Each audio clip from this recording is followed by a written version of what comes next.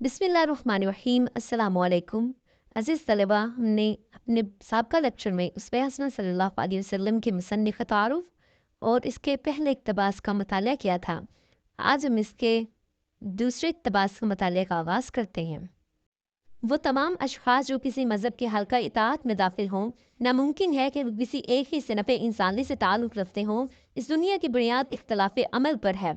बाहमी ताउन और मुख्तलिफ़ पेशों और कामों के ज़रिए से ये दुनिया चल रही है। इनमें बादशाह या रईस, जमहूर और हकाम भी ज़रूरी हैं और महकूमती और फरमाबरदार रआया भी। हल्का इताअत का मतलब है फरमाबरदारी के दायरे में शामिल होना, मुराद है पैरवी करना। सिनफ का मतलब है किस्म, इख्तलाफ अमल, कामों का मुख्तलिफ होना, बाहमी एक दूसरे के साथ। रईस सरदार, जमहूर लोग। महकूम का मतलब है मातहत, मती का मतलब है इताअत करने वाला यानी कि फरमाबरदार। इसके अहम निकात जो हमने आपके लिए अखज़ किए हैं 3 हैं। पहला, दुनिया की बुनियाद इख्तलाफ अमल पर। दूसरा, हर सिनफ और पेशे से मुतल्लिक शख्स के लिए अमली सीरत। तीसरा, इस्लाम सुन्नत के इत्तबाह की दावत देता है। इन अहम निकात की वजाहत करते हैं। पहला, दुनिया की बुनियाद इख्तलाफ अमल पर। इख्तलाफ अमल के असूल के तहत ही इस दुनिया का निज़ाम चल रहा है। मुख्तलिफ पेशों और मुख्तलिफ ओहदों से मुतल्लिक लोग एक दूसरे के काम आते हैं, एक दूसरे की मदद करते हैं, एक दूसरे की खिदमत के हाजतमंद हैं और इसी सूरत में दुनिया का ये कारखाना जारी और सारी रहता है। बेफर्ज अगर सभी लोग काश्तकारी के पेशे से मुंसलिक होते तो इनके दूसरी ज़रूरियात मसलन रिहाइश, कपड़े, जूते वगैरह कौन और किस तरह पूरी करता। यही वजह है कि इस दुनिया में अगर कुछ लोग काश्तकारी के पेशे से मुतल्लिक हैं तो कुछ लोग इनकी रहायशी ज़रूरियात पूरी करने के लिए मामारी के पेशे अख्तियार किए हुए हैं। कोई कपड़े बनाने वाला जुलाहा है तो कोई जूते बनाने वाला मोची। और मुख्तलिफ पेशों से ताल्लुक़ रखने वाले लोग एक दूसरे के साथ बाहमी ताउन से ही दुनिया का ये निज़ाम चल रहा है। यही वजह है कि इस दुनिया में अगर बादशाह ये सरदार का होना ज़रूरी है जो हुक्मरानी के फ़राइज़ सर अंजाम देता है, तो इसके मातहत फरमाबरदार रआया का होना भी ज़रूरी है। दूसरे नुक्ते की वजाहत करते हैं।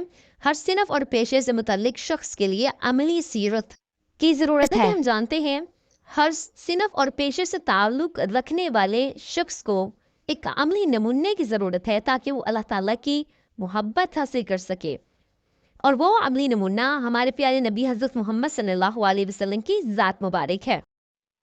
तीसरा पॉइंट है, इस्लाम सुन्नत के इत्तबा की दावत देता है, यानी इस्लाम ने अपने पैगंबर सल्लल्लाहु अलैहि वसल्लम की ज़ात अमली नमूने के लिए सबके सामने रख दी ताकि उनकी पैरवी करके खुदा की मोहब्बत हासिल की जा सके। इस दुनिया की बुनियाद चूँकि इख्तिलाफ अमल है, यानी यहाँ बादशाह भी हैं, हवाम भी, अमीर भी हैं और गरीब भी, तो सबको अमली नमूने की ज़रूरत है जो हमारे प्यारे नबी हज़रत मोहम्मद सल्लल्लाहु अलैहि वसल्लम की ज़ात मुबारक है।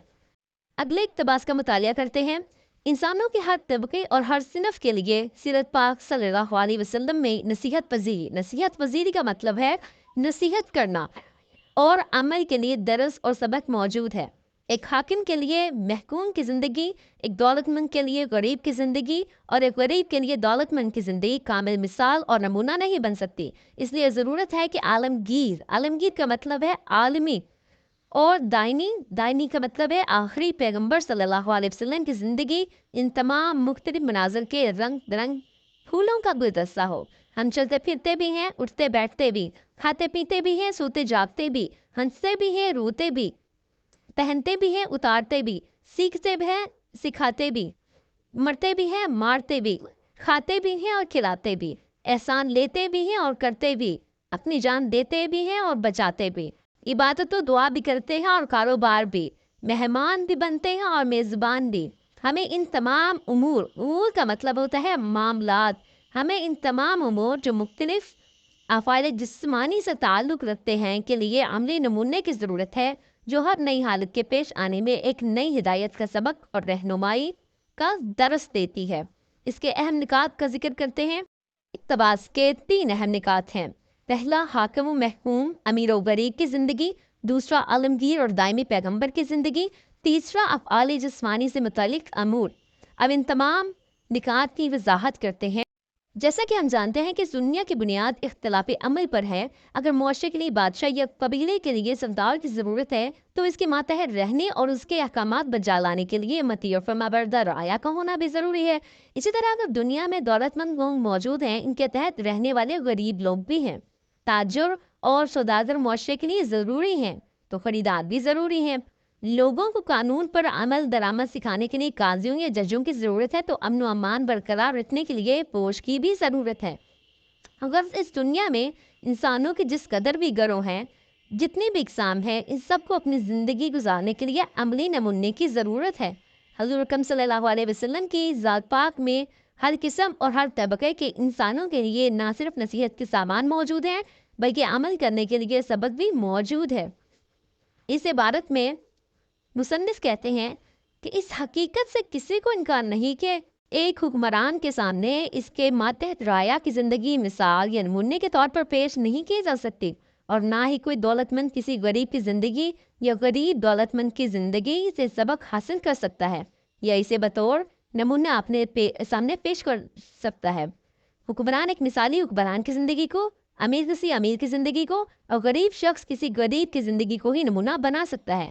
چنانچہ ضرورت ہے کہ اس دنیا میں طرح طرح کے لوگوں اور زندگی کے پہلوؤں کو کسی ایک ذات میں جمع کر دیا جائے جو دنیا بھر کے لوگوں کے لیے رہتی دنیا تک نمونے کا کام دے سکے۔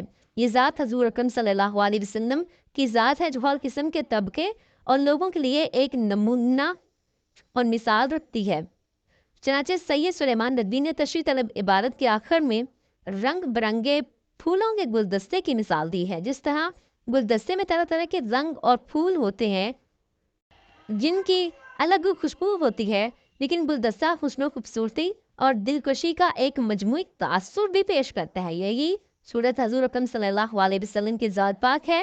آپ صلی اللہ علیہ وسلم کی ذات پاک میں ہر طرح کی خوبیاں جمع ہیں اور مجموعی حیثیت سے آپ صلی اللہ علیہ وسلم کی ذات پاک انسانوں کے لیے ایک کامل درجہ رکھتی ہے۔